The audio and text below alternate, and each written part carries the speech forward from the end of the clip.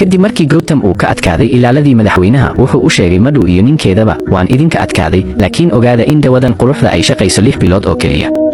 haddii aadan aniga ila shaqayn dib baad u fool xumoonaysaa Madhu oo ogeyd inay u baahan tahay quruxda waxay diyaar u ahayd inay Gautam raacdo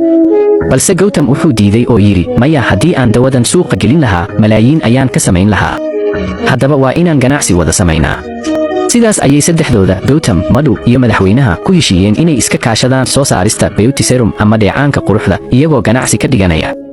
Yashoda markii ay maqashay sirtaan naxdinta leh maskaxdeedu way istaagtay dhammaan dadkii ay u haysatay inay wanaagsan yihiin waxay noqdeen kuwa ugu sharka badan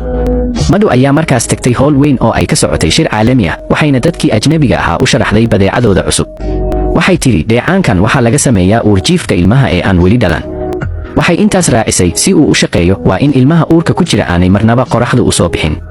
sidaas darteed waxaan dhisnay xaruntan qarsoon ee aan qoraxda lahayn waxaan beegsanaa gabdhaha saboolka ah waxaanan ku qalqaalinaa lacag si ay uur u qaadaan